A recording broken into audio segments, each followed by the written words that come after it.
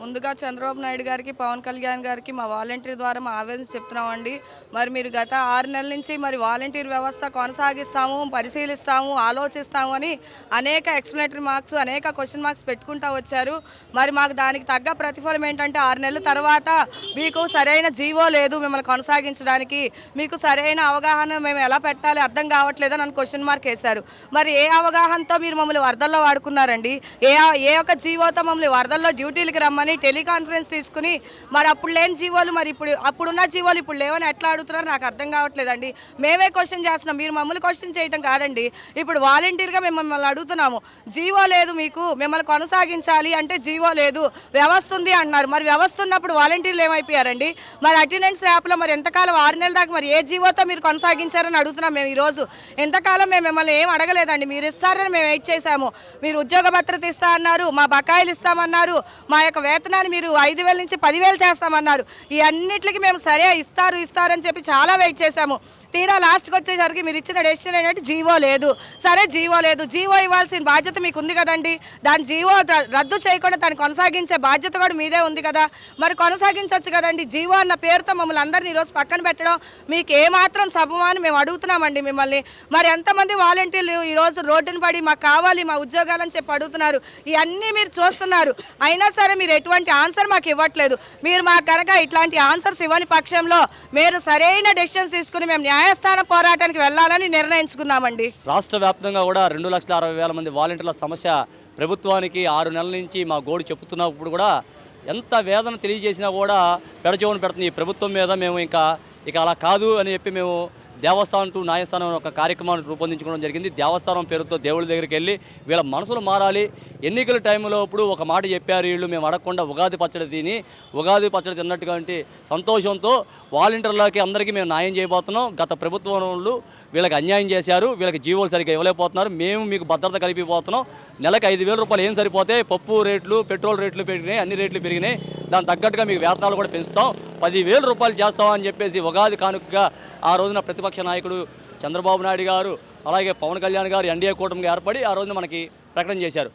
వీళ్ళ మాటను నమ్మిన వాలంటీర్స్ అంతా కూడా ఉడత సాయం అన్నట్టుగా ఈ ప్రభుత్వ అధికారంలోకి వస్తే మాకు ఉద్యోగ భద్రత కల్పిస్తారు, డెఫినెట్గా నెలకు 10,000 రూపాయలు ఇస్తారని నమ్మి ఉడత సాయం వాళ్ళ అధికారం రావడానికి ఉడత సాయంగా చేశారనమాట. చేసిన నేపథ్యంలో 6 నెలల నుంచి వీళ్ళేపు చూస్తుంటే ఇప్పటికీ 13 క్యాబినెట్లు జరిగినాయి, కానీ ఏ క్యాబినెట్లో కూడా వీళ్ళ గురించి సరైన చర్చ జరగలేదన్నమాట. అవగాహన లేని మంత్రులు అవ్వడం వల్ల దురదృష్టకరమైంది. వీళ్ళు పని చేసుకునేటప్పుడు మొన్న వరదలప్పుడైతే స్వయంగా చంద్రబాబు నాయుడే చెప్పారనమాట, వాలంటీర్లు అందరినీ ఉపయోగించుకోండి అని చెప్పేసి. మరి ఆ రోజున జిల్లా కలెక్టర్ వీళ్ళందరూ కూడా మీటింగ్లు పెట్టి టెలికాన్ఫరెన్స్లు పెట్టి మీరందరూ కొనసాగుతున్న వ్యక్తులు మీరందరూ పనిచేయాలని చెప్పి అంటే ఇక్కడ విజయవాడలో 64 డివిజన్లో 32 డివిజన్లు మునిగిపోయినాయి. 32 డివిజన్లో వాలంటీర్లు కూడా మునిగిపోయిన ఇళ్ళు ఉన్నాయన్నమాట. వాళ్ళతో పాటు ములగన వాళ్ళు వీళ్ళందరూ కలిసి కరెక్ట్గా ప్రభుత్వం ఎక్కడ అని చెప్తే ఆ పని చేసుకుంటూ వచ్చారు. ఇంత కష్టపడితే మరి ఈ రోజున లేని పిల్లోడికి పేరు ఎలా పెట్టమంటాం మంత్రి గారు సాక్షాత్తు శాసనమండలిలో చెప్పడం ఎంత దురదృష్టకరం. మరి ఆ రోజున వ్యవస్థలో మీరు లేరని ఎందుకు చెప్పలేకపోయారని చెప్పి మేము ప్రశ్నిస్తున్నాం అనమాట. ఇంకా మేము ఒకటే చెప్తున్నాం, మీ మనసులు మారకపోతే ఏ జీవోల ప్రకారం గతంలో ఉన్న వాళ్ళని మీరు రాజీనామా చేశారని చెప్పి ఎలిమినేట్ చేశారు, ఈ రోజున ఏ జీవోలు ఉన్నాయని చెప్పేసి వీళ్ళు ఆధార్ పట్టికల నుంచి ఎలిమినేట్ చేశారని చెప్పి మేము ప్రశ్నిస్తున్నాం. అసలు జీవోలే లేనప్పుడు వీళ్ళకి ఎవరు గౌరవేతనం కింద సంవత్సరం నుంచి ఇప్పుడు దాకా ఎవరు వేశారు? ఈ 6 నెలల్లో మీరు అలాంటి వాళ్ళ మీద ఎందుకు యాక్షన్ తీసుకోలేకపోయారు? ఎవరిని యాక్షన్ తీసుకుంటే ప్రభుత్వం ప్రజలకు తెలియజేయాల్సిందిగా మీడియా రూపంలో అడుగుతున్నాం. ఖచ్చితంగా మీరు వచ్చిన తర్వాత కూడా ఒక శాఖ పెట్టారు, ఆ శాఖ డోలా వీర ఆంజనేయ స్వామి గారు మంత్రిగా కూడా ఉంటున్నారు కదా. మరి లేని దానికి ఎలా మంత్రి ఉన్నాడు అనేది మనం ఇప్పుడు అడగాల్సిన ప్రశ్న వచ్చింది ప్రభుత్వాన్ని. లేని వాలంటీర్ల కోసం మీరు ఏ రకంగా మంత్రిగా 6 నెలలు కొనసాగారయా అని చెప్పి మేము మంత్రిని అడుగుతున్నాం. లేని వ్యవస్థ గురించి మీరు మా పేరు పెట్టలేనప్పుడు ఈ లేని వాలంటీర్ గురించి మీరు మంత్రిగా ఏ రకంగా ఉన్నారు? ఏ రకంగా 200 కోట్ల పైనే శాంక్షన్ చేశారు మీ బడ్జెట్లో? మీకు అవగాహన ఉందా, అవగాహన లేదా? కక్ష సాధింపు ఉంటే ప్రభుత్వం ఆ పార్టీల మీద చూసుకోండి. వీళ్ళేం వైసీపీ పార్టీ వాళ్ళేం కాదు కదా, ప్రభుత్వంలో ఎంప్లాయీస్గా పనిచేసిన వాళ్ళు, గౌరవేతనం 5,000 రూపాయల కోసం పనిచేసిన వాళ్ళే కదా. వీళ్ళ మీద మీ కక్ష సాధింపు ఏంటి? మీకోసం సరేంటి మీరు అధికారంలో కోసం ఇలా భద్రత వస్తుంది నమ్మిన వాళ్ళు కదా, వీళ్ళ మీద మీ కక్ష సాధింపు సరైన పద్ధతి కాదు. మీ మనసు మార్చుకోండి మీ ఎన్నికల వాగ్దానాన్ని అమలు చేయకపోతే రాను రోజుల్లో న్యాయస్థానానికి కూడా వెళ్ళి ఖచ్చితంగా ఏదైతే మా హక్కు ఉందో హక్కును కాపాడుకుంటాం, ఉద్యోగ భద్రత రక్షించుకుంటాం. వాలంటీర్లందరం కూడా పవన్ కళ్యాణ్ గారు చెప్పారు కదా, ఎక్కడా కూడా వ్యతిరేకత ఓటు పోనేమో, అందరిని కలుపుకుంటామని 2,60,000 మంది వాలంటీర్లందరూ కూడా ఒకే మాట మీద తీసుకొచ్చి ఖచ్చితంగా ప్రజల్లోకి వెళ్ళి ప్రజల్లోంచి తిరిగి మీ మీద ఒత్తిడి తీసుకొచ్చాను సరే మా హక్కును కాపాడుకుంటే తప్ప వెనకడిగేసే ప్రసక్తే లేదని చెప్పేసి మేము మీడియా రూపంలో ప్రభుత్వానికి తెలియజేస్తాం జరుగుతుంది. నమస్తే అండి, నా పేరు పూజిత. నేను గత 5 సంవత్సరాలుగా వాలంటరీగా పనిచేశాను. ఈ కూటమి ప్రభుత్వం వచ్చిన తర్వాత మమ్మల్ని 6 నెలల నుంచి విధుల్లోకి తీసుకోలేదు. పెండింగ్ శాలరీ కూడా మాకు ఇవ్వలేదు. పైగా మేము గత 2 నెలలుగా మేము రోడ్డు మీద ఇంతమంది ఆడవాళ్ళం ఉండి ఇన్ని ధర్నాలు చేస్తున్నా కానీ మరి ఒక్కళ్ళు కూడా బయటికి మమ్మల్ని పిలవడం కానీ మాట్లాడడం కానీ ఏం చేయట్లేదు. ఇన్ని రోజుల నుంచి చేస్తున్నాం కదా, మరి మీరు చూస్తున్నారా చూడట్లేదో మాకైతే తెలియట్లేదు. కానీ మరి చూసి కూడా చేసుకుంటున్నారులే వాళ్ళు, మరి మాకెందుకులే అని అన్నట్టుగా ఉన్నారో లేకపోతే మరి ఏమనుకుంటున్నారో తెలియదు. కానీ మాకైతే చాలా బాధగా ఉందండి. ఇంతమంది ఆడవాళ్ళు ఇన్ని రోజుల నుంచి రోడ్డు మీదకి వచ్చి మా జాబులు మాకు కావాలి, మా పెండింగ్ శాలరీ మాకు కావాలి అని అడుగుతున్నారు కదా. మరి ఎందుకండి మీరు ఒక్కళ్ళు కూడా మాట్లాడట్లేదు? పవన్ కళ్యాణ్ కానీ సీఎం కానీ ఎందుకండి మీరు రెస్పాండ్ అవ్వట్లేదు? మేము మనుషులం కాదా? మేము ఎందుకు ఇన్ని రోజుల నుంచి మరి ఇంత బాధపడుతున్నారు? ఏంటి వీళ్ళ సమస్య, ఏంటి వీళ్ళ సమస్య తెలుసుకొని వీళ్ళకి ఒక పరిష్కారాన్ని చూపిద్దామని మీకు అసలు ఉందా లేదా అని నేను అడుగుతున్నానండి. ఎందుకంటే మేమైతే ఎవరు అడగలేదండి. మాకు 10,000 కావాలి, 10,000 ఇస్తామని మీరు ఇస్తారని మీరే మీ నోటితో మాకు చెప్పారు. చెప్పి మళ్ళీ ఇప్పుడు మరి ఏమీ చెప్పకుండా ఇలాగా మమ్మల్ని ఇంత బాధ పెడుతున్నారు ఎందుకని నేను అడుగుతున్నానండి.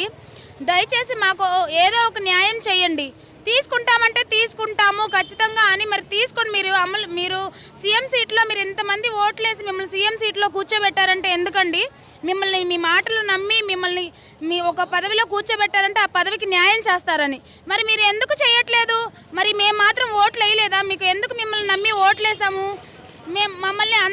మేము అది వైఎస్పీ పార్టీ అని అంటున్నారు కదా, పార్టీ తరపు నుంచి అయితే మేము మరి ఆయనే గెలిపించుకునే వాళ్ళం కదా, మిమ్మల్ని గెలిపించుకునే వాళ్ళం కాదు కదండి. మరి ఎందుకు మరి మీరు ఈరోజు ఆ సీట్లో కూర్చోబెట్టాం ఇంతమంది కలిసి? మీరు మాకు న్యాయం చేస్తారనే కదా. మీరు తప్పకుండా మాకు న్యాయం చేస్తారని నేను అనుకుంటున్నానండి. ఖచ్చితంగా చేయకపోతే మటుకు మేము ఎంతవరకు వెళ్ళాలో అంతవరకు వెళ్తాం కన్ఫామ్గా. మేము గత నెల రోజుల మట్టి మరి మా వంతుగా మేము ధర్నా చేస్తున్నామండి. మరి ఎవరు మా గురించి ఏం మాట్లాడతలేదు. సీఎం గారు కానీ పవన్ కళ్యాణ్ గారి గురించి ఎవరు మాట్లాడతలేదు. ఏదో ఒకటి మాట్లాడితే కదండి మాకు హోప్స్ ఉంటాయి. మేము వాళ్ళకి 10,000 ఇవ్వమని మేము అడగలేదు, 5,000కే చేస్తున్నాము. అలాగే కంటిన్యూ చేసినా పర్వాలేదు. 10,000 ఇస్తాము, మీకు ఉద్యోగ భద్రత కల్పిస్తాము, పర్మనెంట్ చేస్తామని మేము అడగలేదు కదా. ఆయనే స్వయంగా చెప్పారు. మరి మా గురించి కొంచెమైనా మరి మాట్లాడి చర్చల్లో మమ్మల్ని జ్ఞాపకం చేసుకోమని వాలంటీర్స్ గురించి మాట్లాడమని అడుగుతున్నామండి. ఎవరు స్పందించట్లేదండి, ఎవరు ఏం చెప్పట్లేదు అసలు. మేము మటుకి ఇది ధర్నా మటుకి కొనసాగిస్తానే ఉంటామండి. పోరాడతాం, మా ఉద్యోగాల కొరకు మేము పోరాడతాం. మాకైతే ఉద్యోగాలు మరి 35 దాటిన వాళ్ళు ఉండారండి. మరి వాళ్ళకి ఈ ఉద్యోగాలు బయట ఉద్యోగాలు ఏమి రావు కదండి. మరి బయట పెట్టుకున్నా ఇప్పుడు ఉద్యోగాలు లేవు. మరి ఉన్న ఉద్యోగాలు మాకు అవసరం కాబట్టే కదా ఆడోళ్ళమైన రోడ్ల మీదకి వచ్చి మేము పోరాడుతున్నామండి. మరి మాకు అవసరం కాబట్టే మేము పోరాడుతున్నాం. మా గురించి ఆలోచించమని మేము వేడుకుంటున్నామండి, అంతే.